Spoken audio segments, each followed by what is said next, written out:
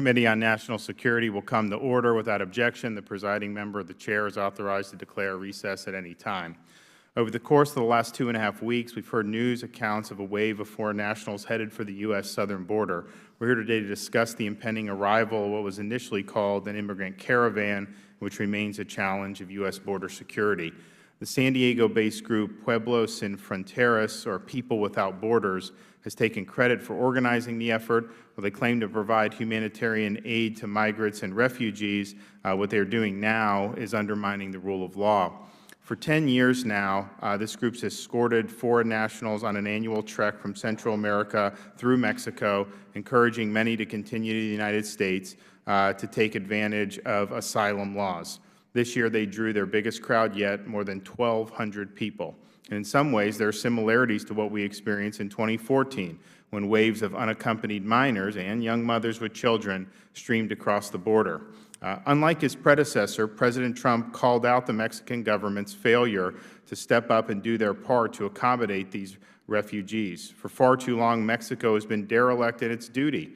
For far too long, Mexico has been content to let these caravans pass on through and become our problem. Not anymore.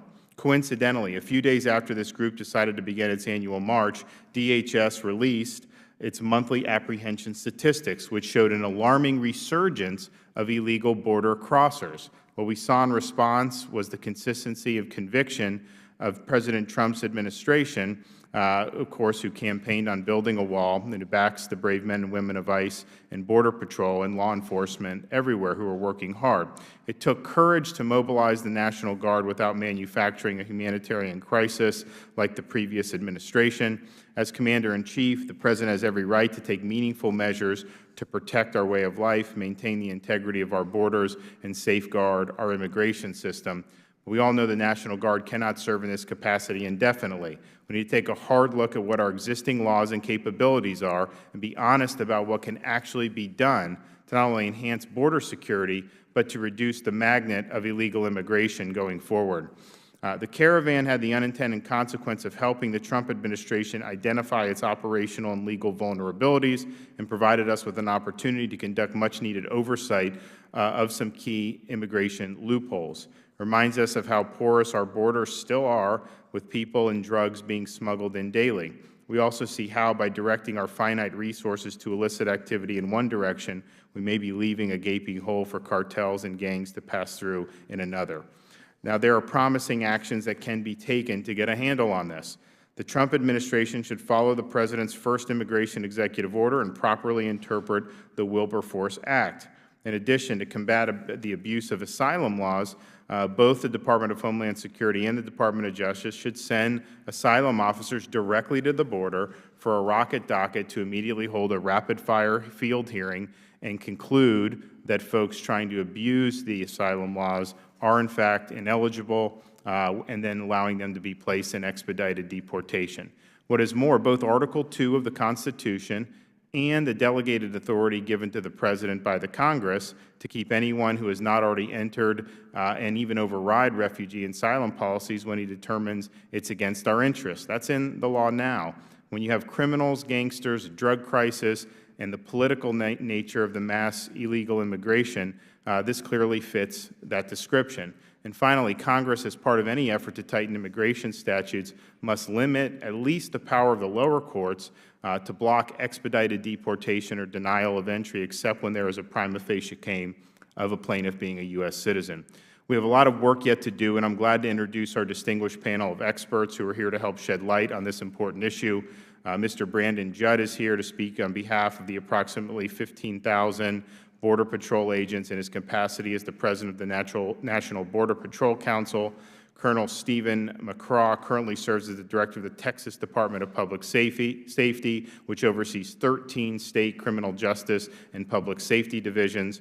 We also have the Honorable Art Arthur, a resident fellow with the Center for Immigration Studies and former immigration judge.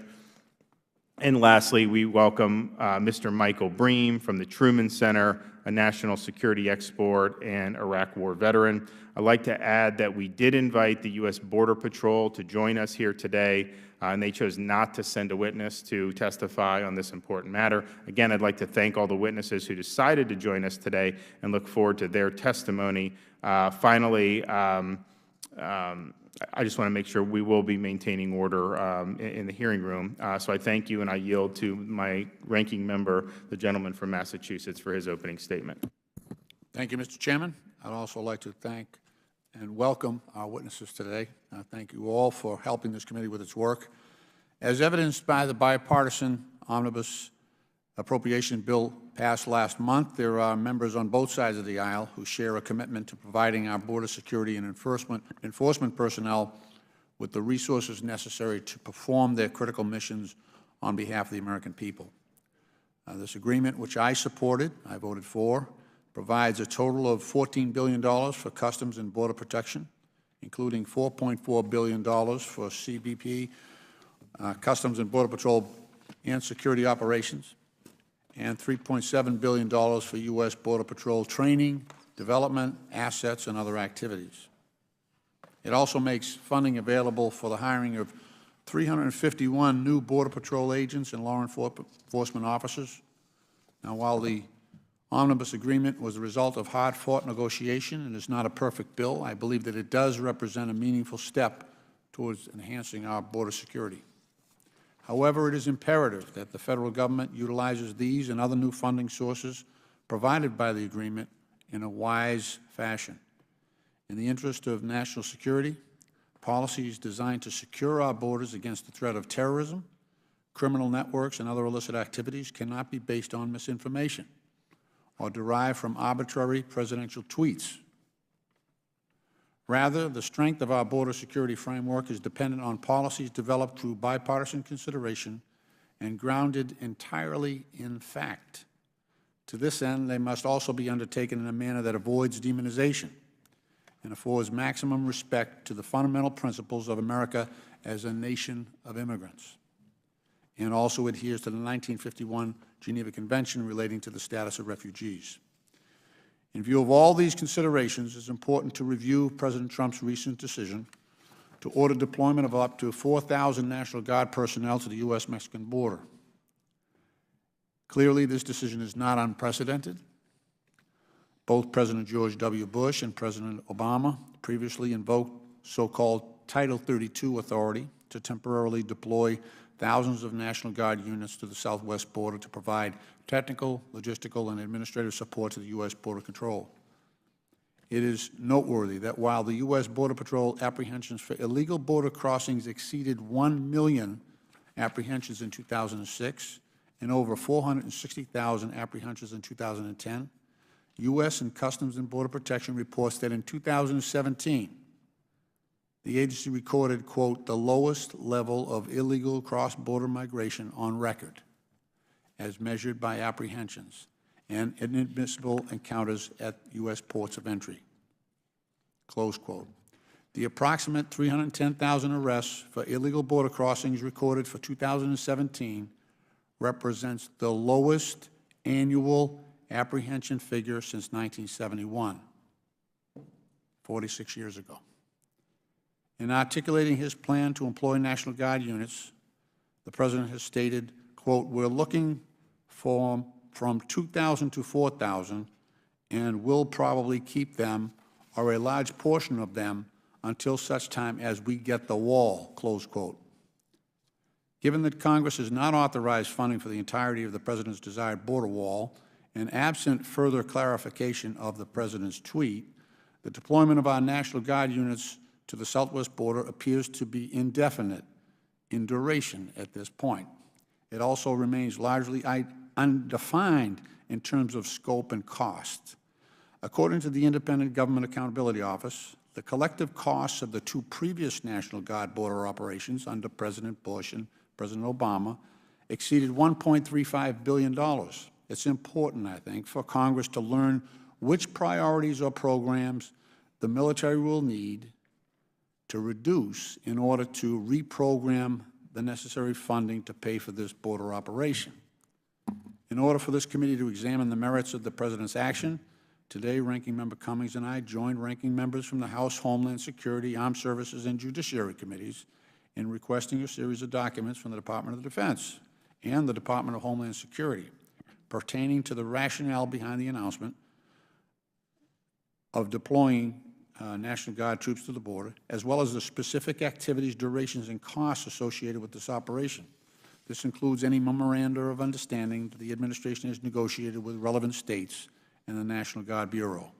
Along these lines, it would have been very helpful for us to hear from the Department of Defense and Department of Homeland Security witnesses at today's hearing as we continue to conduct oversight over our border security policies and seek to identify common sense steps that we can take to better secure our borders in a balanced and sustainable way. So thank you, Mr. Chairman. I look forward to discussing these issues with our witnesses, and I yield back the balance of our time. Gentleman yields back.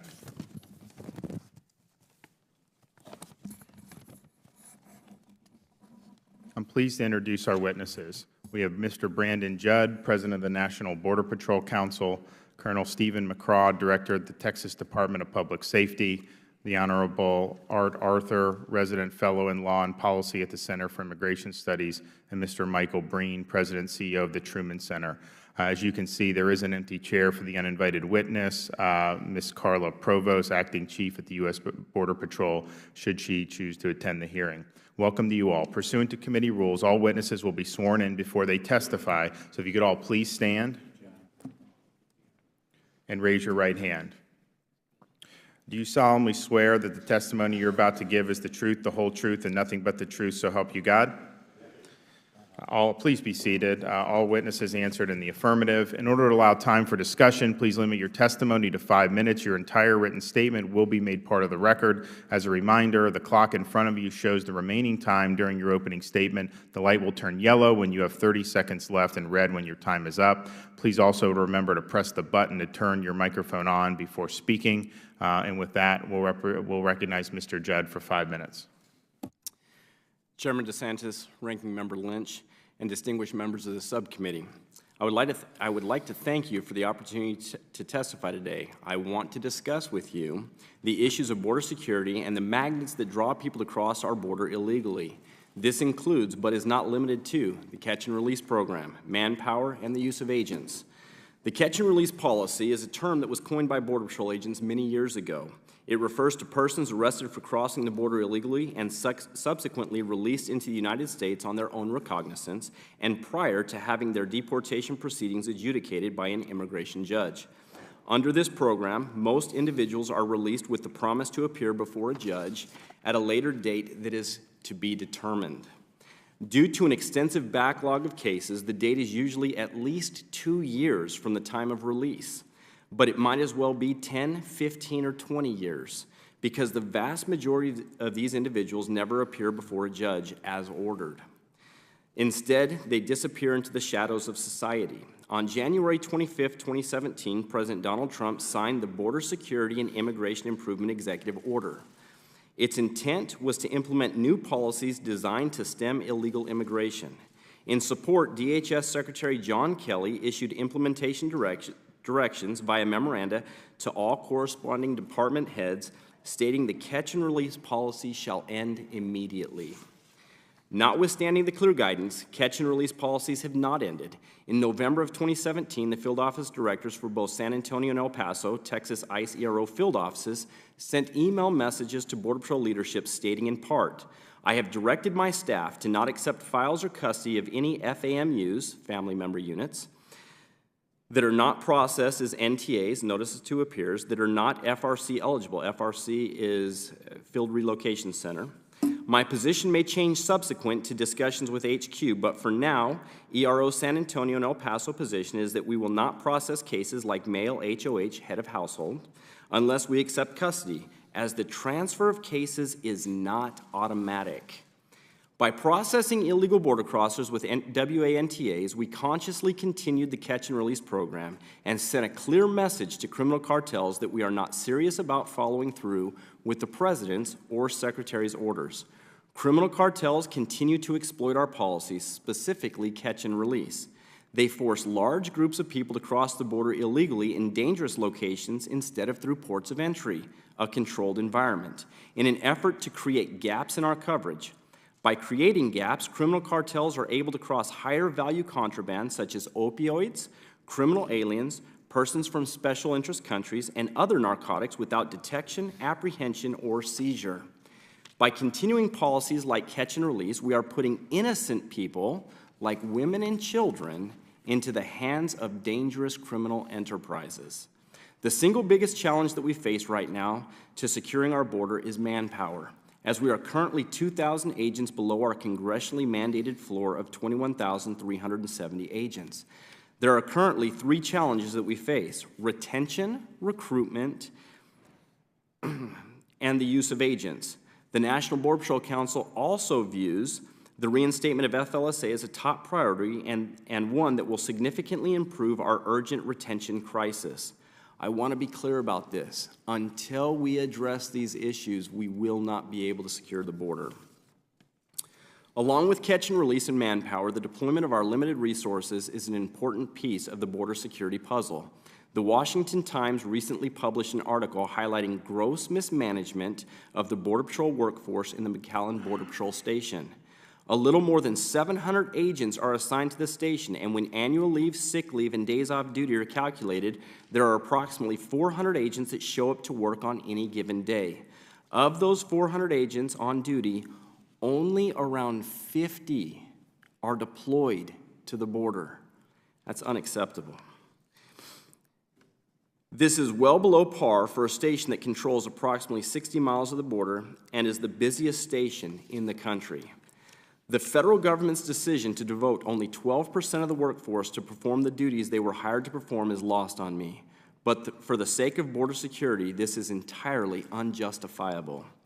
If you are angry about this, you should be. Protecting our borders is paramount to ensuring homeland security, economic prosperity, and national sovereignty. It is my hope that the members of this committee recognize this and exercise their oversight responsibility to hold Border Patrol management accountable. I want to thank you for this opportunity to testify, and I look forward to answering any of your questions. Thank you. Colonel, you're up. Yeah, Chairman, distinguished members, Stephen Craw, Director of Texas Department of Public Safety. You have my written testimony, so we'll not go into anything that I discussed in there, but 4 things I would like to mention. First, obviously, the Texas-Mexico border is unsecure. Because of that, the consequence of that is a public safety and national security threat, not just to Texas, but to every community in the United States. And like Ranking Member Lynch, you noted some of those things in your comments along that. Everyone is concerned about the impact of criminal organizations in their communities. And we all recognize that. We're concerned about fentanyl. We're concerned about methamphetamine. If you've got a drug problem, you have a cartel problem. You've got an unsecured border problem. If you have a MS-13 problem in New York, you have a border problem. So clearly, it's the most significant vulnerability that we face right now from a national security and public safety standpoint. From a Texas standpoint, we recognize that it's a sovereign responsibility of you, the federal government, to secure the border. But when it doesn't happen, it impacts our communities. And Governor Abbott and the state legislature in Texas is not going to sit around and do nothing. And what they have done is they've allocated billions of dollars to support and provide direct support to the U.S. Border Patrol, not compete, complement, and provide direct support to deter, detect, and interdict smuggling incidents between the ports of entry. And that includes Marine assets, a tactical Marine unit we put in place. I've got over 1,000 troopers right now engaged in border security activities. We have 13 aircraft, including 9 helicopters and 4 airplanes that are dedicated full-time to border security operations. We've got 13 tactical boats that are done. We've got 42 Texas Rangers that we've established to address public corruption, but also to work on occasion.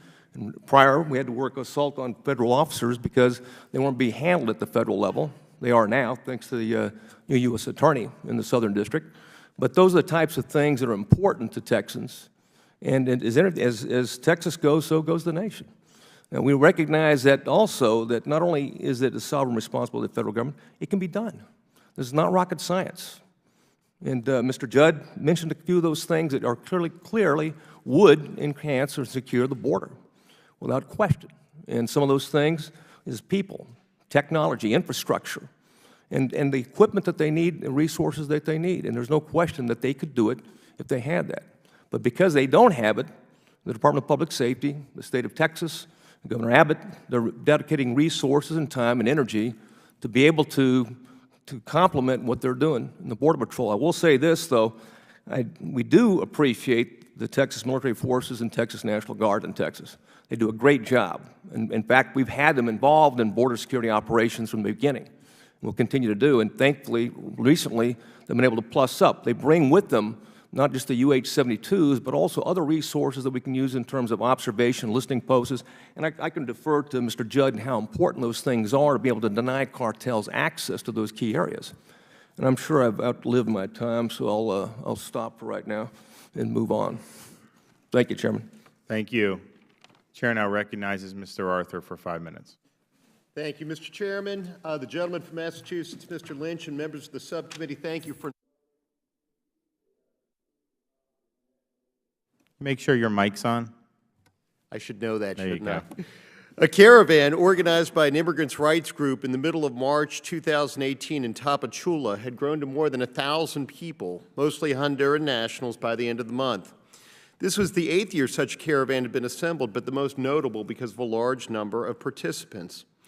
This year's caravan, however, illustrates a little-noticed issue along the southwest border, and that is a sharp increase in the number of alien apprehensions and inadmissibles, reversing a downward trend that had begun in November 2016. From 66,712 in October 2016, the number of aliens entering illegally or seeking entry without proper documents along the southwest border had dropped to 15,780 by April 2017. The numbers, however, began to slowly increase between the spring and early winter of 2017 before declining into the mid-30,000s. In March 2018, with Congress having debated amnesty for DACA applicants and others, however, those numbers skyrocketed to 50,308 apprehended and inadmissible aliens. If this continues, that would be 600,000 aliens in a year. This increase in the phenomenon of the caravan in particular brought into focus some crucial loopholes and flaws in U.S. immigration law. The first is credible fear. In 1996, Congress amended the immigration law to expedite the removal of aliens coming without visas or entering illegally. These amendments, however, included a provision to allow aliens fleeing harm to avoid expedited removal by asserting a credible fear of persecution, allowing them to apply for asylum. In FY 2009, the Asylum Office completed 5,523 credible fear cases. By FY 2013, as news spread that aliens applying for credible fear were being released from custody, that number increased to 33,283. At its height in FY 2016, there were 81,864 credible fear cases. These are people arrested at the border, claim credible fear to get into the United States. The majority of aliens, up to 90%, who apply are found to have credible fear. There are many reasons for this, including a lack of clear guidance in adjudicating asylum claims, the low credible fear standard, and lacks evidentiary burdens to make such a claim. The fact is, most of the aliens in the caravan, should they come to the United States and claim credible fear, would likely be released to await an asylum hearing that may be years in the future, if they appear at all. This is not the only flaw in our immigration laws, however, that renders our borders insecure. Interpretations of the Trafficking Victims Protection Reauthorization Act 2008, or TVPRA, have resulted in the release from removal of tens of thousands of minors from countries other than Mexico, or as we call them, OTMs, including many, if not most of whom, were never trafficked to begin with. This has provided incentives for thousands of other OTM alien minors and their parents to trust those minors' lives to smugglers and undertake the perilous journey to the United States. Similarly, a 20-year-old settlement agreement in Flores versus Reno has created a presumption that alien minors who are apprehended along the border, even those who came with their parents, should be released into the interior of the United States. This provides even greater incentives for illegal entry and more money for the smugglers and cartels who facilitate such entry. Finally, a 2008 expansion of eligibility for special immigrant juvenile visas has provided a third incentive for alien minors to enter the United States illegally, and for their parents to entrust their children to smugglers, debased criminals who deal in human misery. The fact is, most of the OTM alien minors in the caravan will likely be processed and released into the United States if they decide to come here. The administration has taken steps to stem the recent flow of illegal aliens to the United States, including ending catch and release, as we discussed earlier, sending National Guard troops to the border, and establishing a zero-tolerance policy for illegal entry prosecutions. Each of these efforts, however, will fail to secure the border as long as the loopholes and flaws that I have described exist. I want to thank each of you for your time, and I look forward to your questions. Thank you. Mr. Breen, 5 minutes. Thank you, Chairman DeSantis, Ranking Member Lynch. Distinguished members of the subcommittee, thank you for the opportunity to testify today. The situation at our southern border represents a foreign policy problem, a drug policy problem, an immigration policy problem, a series of legal problems, a humanitarian problem, a law enforcement problem, and much else besides. It is not, at this time, definitively not a military problem. I want to preface my testimony by saying how much I respect the service and the sacrifice of Border Patrol agents, Texas Department of Safety troopers, and other law enforcement officers who safeguard our border areas and our communities. My own uniformed service was in the military, not in law enforcement, but I'm a proud member of a 3-generation law enforcement family. And with respect to the Border Patrol, and my dad was serving as a New Hampshire State Trooper who was involved in the apprehension of Carl Draga in 1997 alongside a Border Patrol agent who was shot and wounded during that incident. So we show our military men and women a great deal of appreciation in this country, but not frequently enough with law enforcement and their families. So thank you for everything that you both do and all that you represent. Ensuring that our law enforcement agencies have the resources they need must be a national priority. And there's no question that a secure border is essential. Fortunately, we've been on the right track toward both of those goals over the past several decades. We've tripled the Border Patrol's budget since 2001, even as apprehensions have dropped dramatically from over 1.2 million in 2001 to just over 300,000 in 2017, a large portion of whom were asylum seekers who appeared at ports of entry or actively sought out Border Patrol agents rather than attempting to avoid them. There's much more important work to be done, of course, and it's critical that we do it. But these numbers point to a success story for the nation, and they reflect important political and economic changes in the hemisphere. What these numbers do not point to, and what we do not in fact face, is a true crisis or emergency on the border. We face challenges, of course, but those challenges are best addressed by strengthening the institutions we already have to support safe and orderly migration and through foreign policy and economic statecraft in Latin America, not by using the military. Nonetheless, President Trump frequently speaks of the need for a Great Wall across nearly 5,000 miles of the southern border. He initially claimed this wall would be paid for by the government of Mexico, which of course declined to do so. He then sought the funding from Congress, which has also in large part declined up to this point. So now President Trump has declared his intention to deploy up to 4,000 National Guardsmen to the border, in the President's own words, keep them there, or a large portion of them there, until such time as we build the wall, close quote. There may be some marginal benefit to the deployment, but there are a great many causes for serious concern, all the more so because it does not appear to be the result of a deliberative planning or decision-making process. The decisions likely to negatively impact readiness for the National Guard, potentially for the active duty force as well, do nothing to improve the capabilities or strength of the Border Patrol itself in the long run, and do precious little to improve security. Time does not permit me to lay out all the reasons this is so, which are detailed much more fully in my written testimony, but essentially it comes down to readiness and cost, two issues which are, of course, extremely interrelated. It's still unclear where the funds for this will come from, but costs are likely to be in the hundreds of millions at a minimum. And if that funding is repurposed from within the Department of Defense, Congress should ask hard questions about the impact on other defense priorities, especially readiness. There's also a direct readiness cost to the National Guard, since by definition, guardsmen who are standing tower duty, clearing brush, maintaining fences, doing other things on the border, are not training with their brigade combat teams for their primary mission, which is combat. That impacts our national security as a whole because as an operational reserve, the Guard's an integral part of our military team. If we faced an actual emergency on the border, those costs and risks would perhaps be worth incurring, but consider this so-called threat that prompted this very hearing. A caravan of Central American migrants that presented no serious national security threat to the United States in the first place, and that is now largely dissipated, with only a fraction of the original 1,200 travelers planning to continue their journey northward through Mexico, where, by all indications, they intend to present themselves at a port of entry and seek asylum. So in short, the situation at our southern border is in many ways better than it's been in decades, but meanwhile, the National Guard is an increasingly integral part of our military, and our military faces a more challenging environment around the world than it has in decades. Ongoing wars in Afghanistan, Syria, and Iraq, counterterrorism work in East Africa, West Africa, and Yemen, ongoing commitments to NATO and our mission in Kosovo, which the Guard entirely owns, critical deterrence missions in the Persian Gulf and the Korean Peninsula, where that border is more dangerous than it's been at any point since the last Korean War. Our military is facing all of these challenges just as the services are finally digging out of a serious readiness gap that Secretary Mattis is testifying to down the hall, left by 15 years of war. So this is not the time to pull troops and dollars away from their primary mission to fight and win the nation's wars, especially in the absence of a genuine threat. There is much we can do and should do to improve the situation on our southern border. I hope we do those things. But deploying the National Guard in this manner right now is not one of those things. Thank you, and I look forward to your questions. Thank you. Chair now recognizes himself for 5 minutes. Colonel McCraw, when they had the border surge in 2014, was that something that was good or bad for the drug cartels?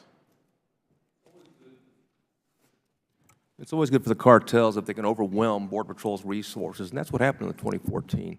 It overwhelmed their resources, and the threat is more significant than I think that some have led on to.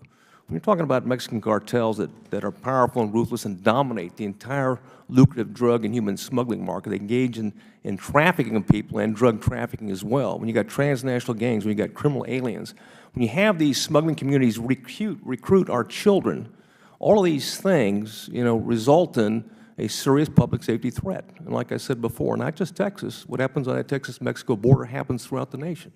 So clearly, it was a problem, and we saw that. And less Border Patrol agents were there, and they were involved in detention activities and trying, in an overwhelmed situation, trying to deal with unaccompanied children and family units, and could not put enough people in line. In Texas, at that point in time, they decided, the leadership and state legislature decided to spend enough resources to conduct and send troopers around 24/7 from around the state and maintain surge operations for 3.5 years until we can permanently assign troopers down to that area.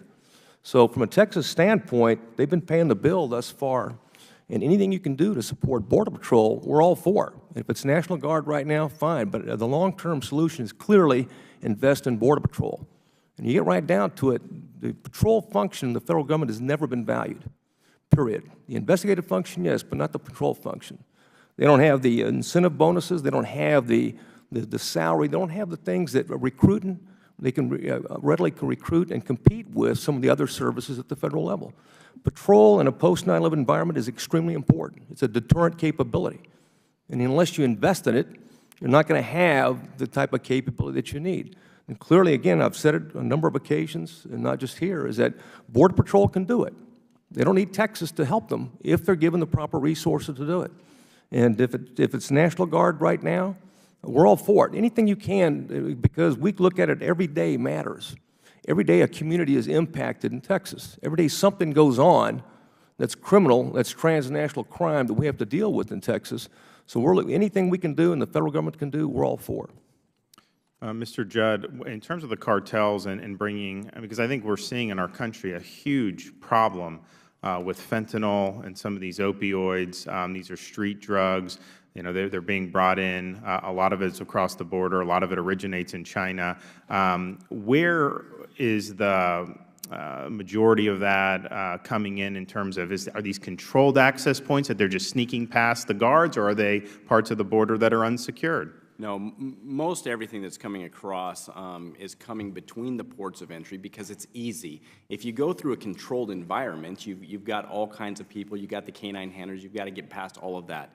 What it's very easy for the smugglers to do is it's easy for them to send people across the border illegally, which they force them to do. They force us to take our resources out of the field to deal with that, create the gaps, and then they cross their products right behind in the gaps that they created. You got to remember, of those 50,000 apprehensions that we had in March, only 13,000 was at the ports of entry. 38,000 was between the ports of entry. Mr. Arthur, in terms of asylum, how does it work? If somebody's living in a poor country where there's crime, can they just kind of come here and say asylum, or do they have to qualify for certain types of, maybe they were persecuted on the basis of race or religion or something like that? Can you just give us how is it supposed to work and then how is it actually working? To be granted asylum in the United States, you have to show either past persecution or well-founded fear of persecution on account of race, religion, nationality, membership in a particular social group, or political opinion. 4 of those are easily defined. The 5th one, membership in a particular social group, unfortunately, is rather vague in the law and vague in its interpretation. But fortunately, Attorney General Sessions has certified a case to himself in which he will clarify what exactly the parameters are for granting asylum on the basis of being the victim of a criminal activity, such as by gangs in a foreign country.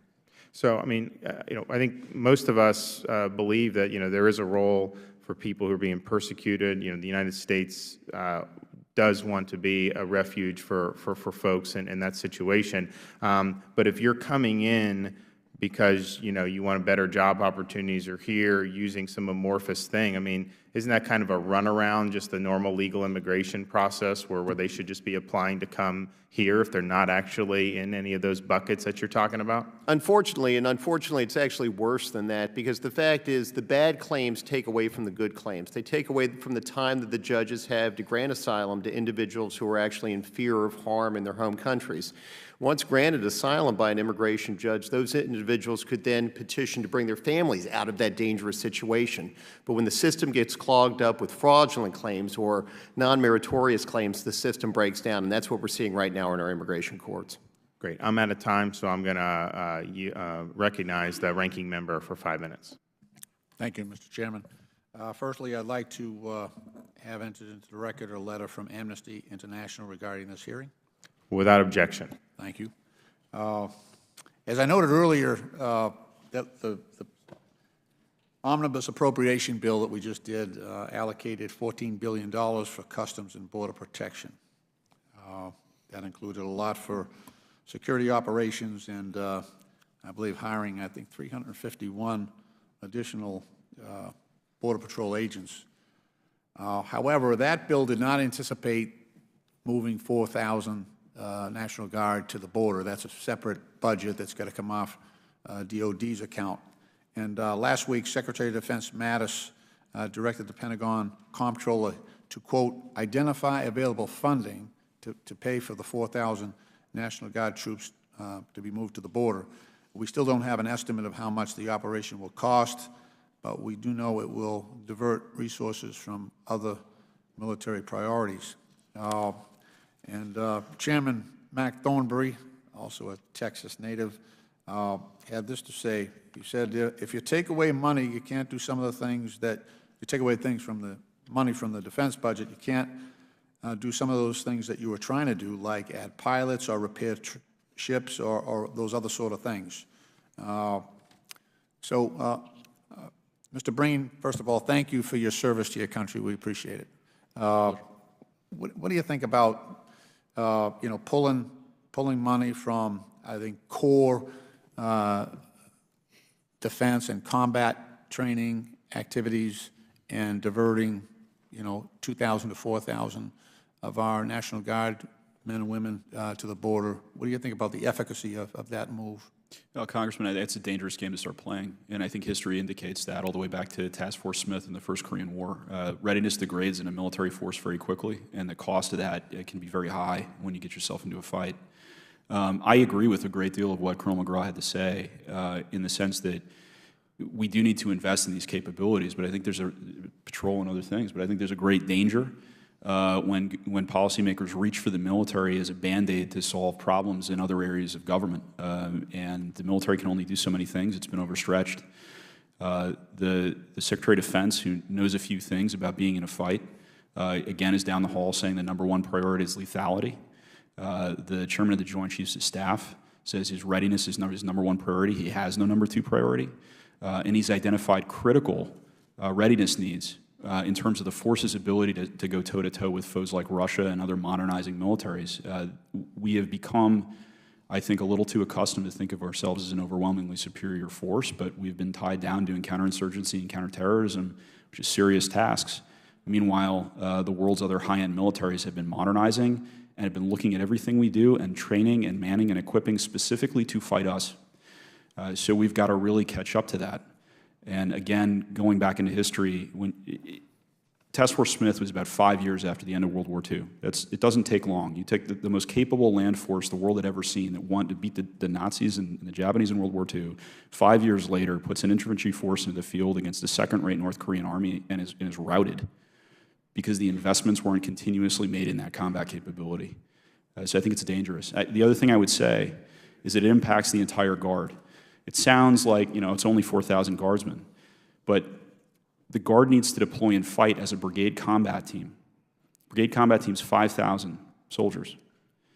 When you start removing elements of that team for other tasks, it degrades the entire team's ability to train. And the National Guard has a modernization and training plan called National Guard 4.0 that explicitly calls for those brigade combat teams to be kept together and trained together so they can deploy to fight together. So this directly undermines those priorities. Thank you. And by the way, thank you all for your service to our country. Thank you all. We've had a chance, members of this committee, to go down. We went down to Tegucigalpa, down in Honduras. We went down to Guatemala City, down to El Salvador, to look at the human trafficking operations going on there that are actually inducing people to come up to the border. We also have had an active role in what's going on in the tri-border area, where we've got Hezbollah on the ground, and so there are major concerns there.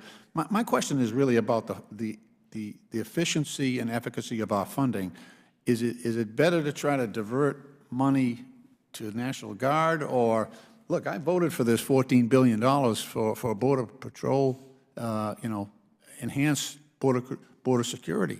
Is that a better way to address the challenge that we have, or should we sort of try to make it up as we go along using our National Guard folks to do a job they necessarily weren't really, they didn't sign up for, I guess? Well, the investment in the Border Patrol has to be there, but right now you have an attrition rate that exceeds the hiring rate. And so we're not retaining our Border Patrol agents, so we do have to have a stopgap.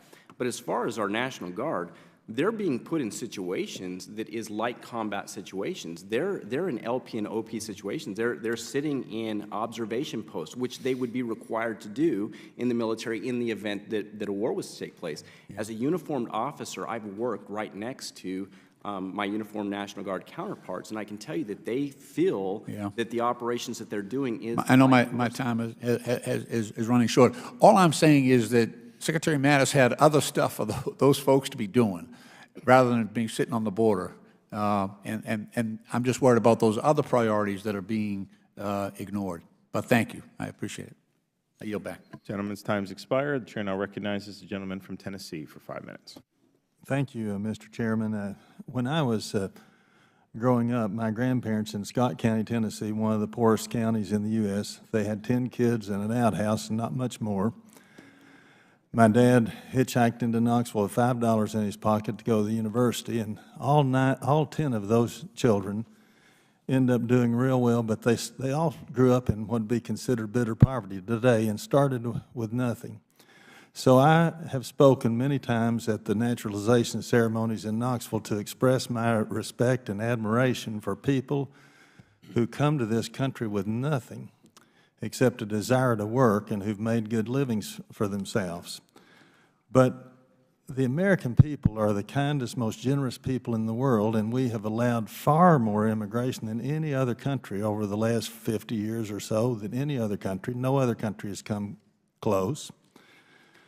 But when I Google the question of percentage of world population that lives on $10 a day or less, the first thing that pops up is from some issue, globalissues.org. It says at least 80% of humanity live on less than $10 a day. More than almost half the world, over 3 billion people, live on less than $2.50 a day. And they have similar articles like that. We all have tremendous sympathy for all these people who are living in such bitter poverty around the world. But when you talk about 3 billion people living with almost nothing, you can understand that we have no telling how many people who would come here tomorrow if they possibly could. So it seems to me that we have to have some sort of legal, orderly system of immigration, and it has to be enforced, because if we didn't, our whole infrastructure, our hospitals, our jails, our sewers, our schools, our roads, our whole economy, we couldn't handle such a rapid influx as we might have over the next 3 or 4 years if we just simply opened our borders or didn't enforce our immigration laws. And so when I've heard I'm now in my 30th year in the Congress. Every year since I've been here, I've heard this figure, 11 million immigrants.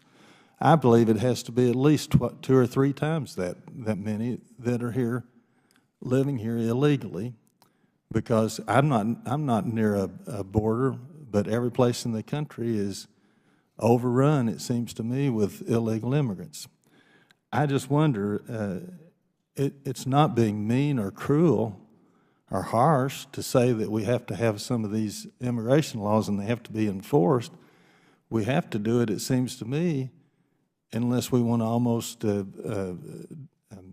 destroy this country economically. Mr. Judd, what do you think would happen if we simply, if we did away with the Border Patrol and basically didn't, just had no borders, open borders?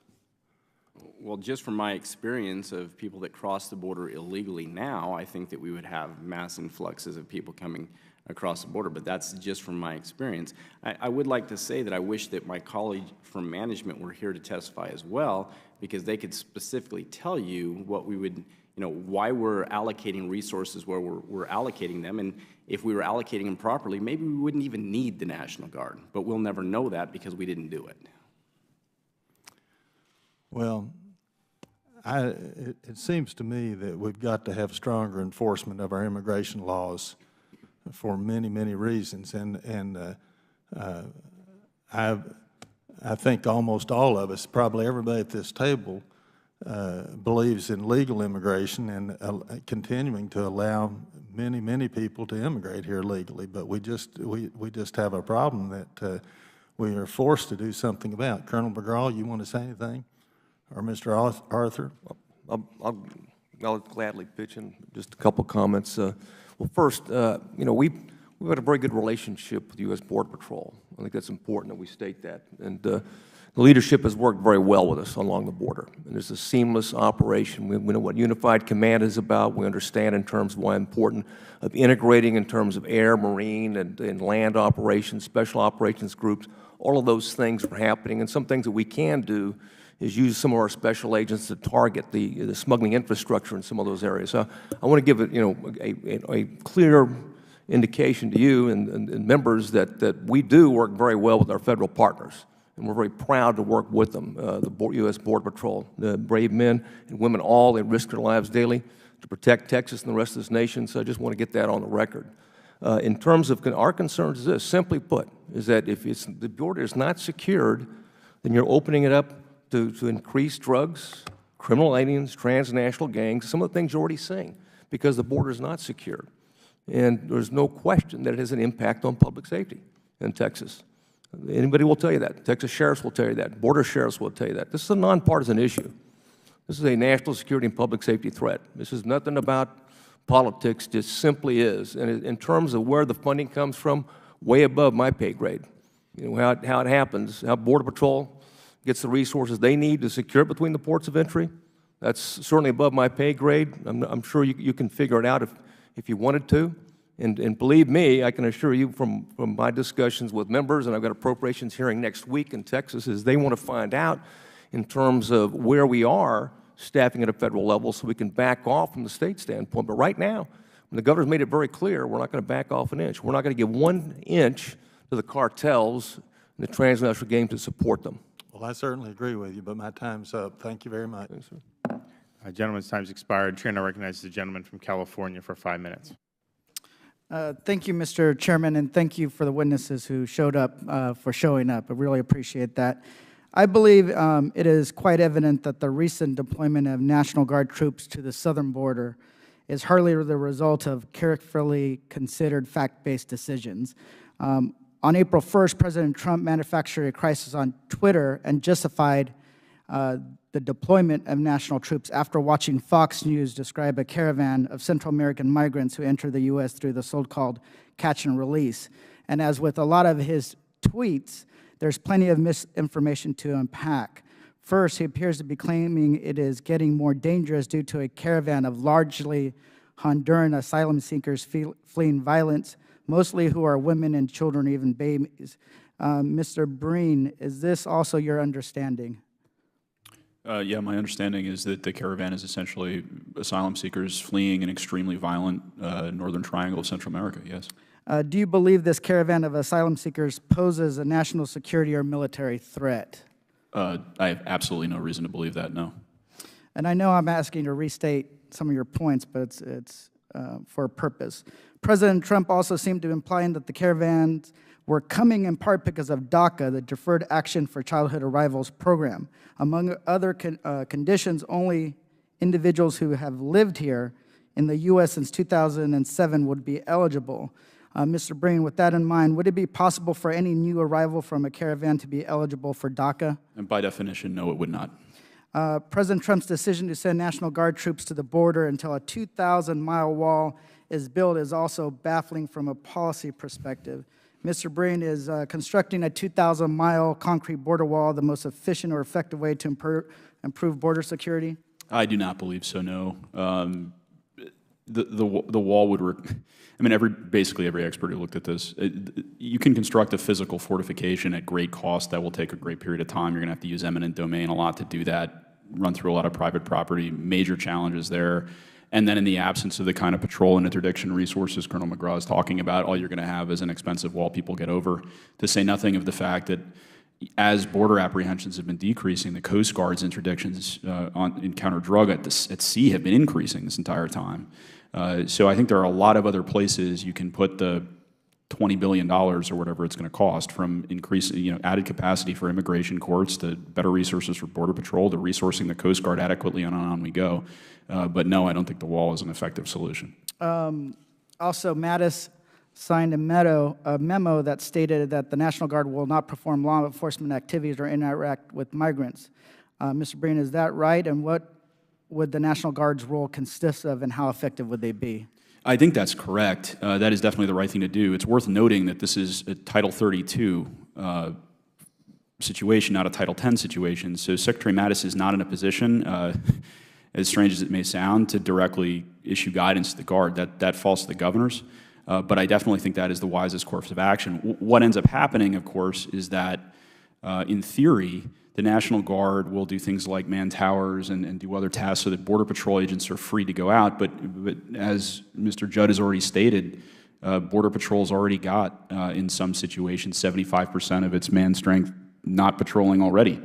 So it's a little hard to see in a management situation like that how you're not just going to have a lot of guys, frankly, just standing around.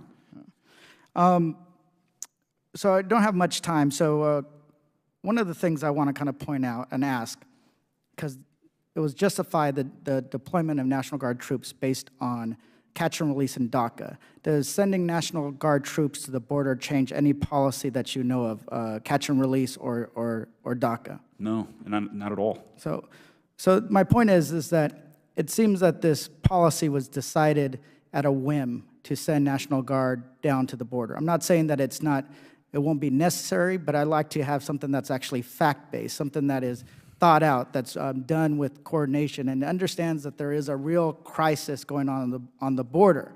And if your justification is the drug cartels, state it. Don't make up another fact that just kind of gives red meat to your base, right?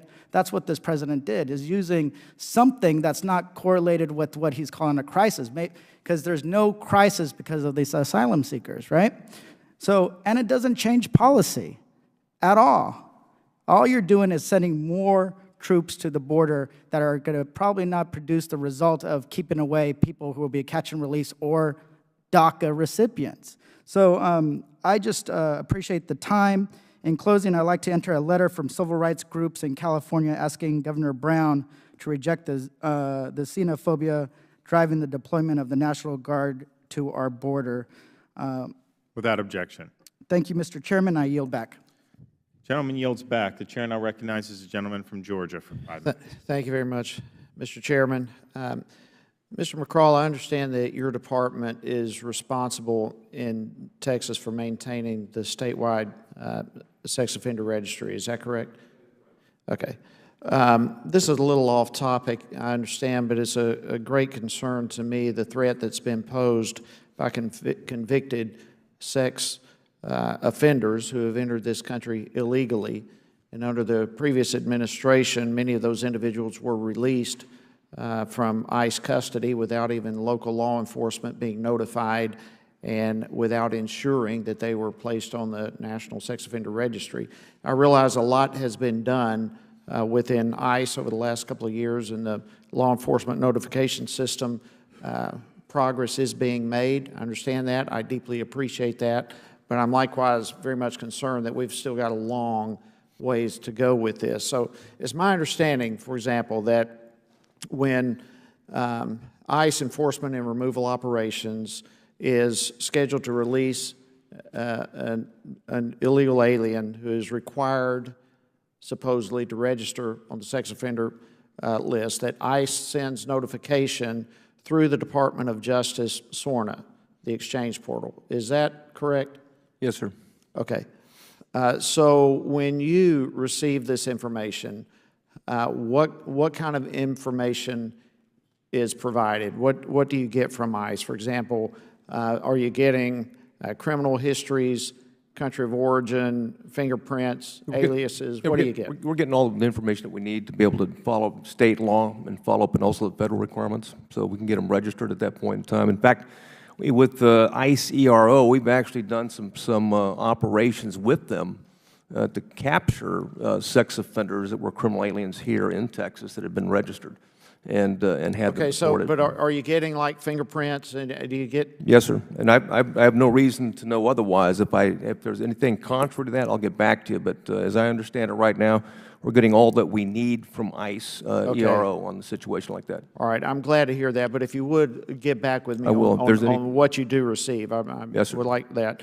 All right. So at this point in the process, is it then your department or ICE that has the responsibility to ensure that local law enforcement knows about these individuals? Well, we certainly do. We go through the process. Once they get registered in the Texas registry, and because they live in Texas at that point, we notify local agencies at that point in time. They have the responsibility to register them. So ICE hands the baton to you, and at this point, it's your responsibility. Yes, sir. Okay. Texas is doing a good job with notifying law enforcement locally and so forth. It's my understanding a lot of states are dropping the ball on that. Are you aware of that? Well, I'm not aware of what they're doing in other states. I just know that the governor and legislature won't stand for anything less than getting it done correctly. Okay, it's my understanding that local law enforcement is unable, and certainly citizens likewise, but local law enforcement is unable to access the DOJ SORNA exchange portal. Is that? I'm not aware of that. I know that they can access the Texas sex offender registry. I know they have access to that. I can't tell you from the SORNA from a federal standpoint. Okay, so that's where it becomes your responsibility to make sure they get it. Yes, sir. Because they're not able to, as I understand it, and I would just want to make sure. So how can we better fix this whole process, improve the notification, the information sharing process, and this type of thing when it comes to sex offenders? Well, again, you're looking at different states, done different things, and some of those things are laws, and some things have taken a more proactive approach to that concern. In Texas, the legislation and governor have been very proactive and concerned about sex trafficking, whether it's international sex trafficking or we're seeing domestic sex trafficking by gangs, and they've been very proactive in that area. Okay. Well, listen, I want to thank you for your work with this, and I wanted to, like I said, I know this is a little off topic, but it's still very much related to the overall topic because we're dealing with this stuff on a regular basis, and I appreciate your expertise and what you do. I just want to make it known I'm willing to work and look forward to working with you, your department, any of you who are interested in helping find ways to close the gaps and ensure the safety of the American public in this regard. And I appreciate your work in that regard. Well, yield back. Sex trafficking is a problem, and it clearly is, so we'll get back to you if we have anything. Gentleman yields back. I want to thank the witnesses again for appearing before us today. The hearing record will remain open for 2 weeks for any member to submit a written opening statement or questions for the record. If there's no further business, without objection, the Subcommittee on National Security stands adjourned.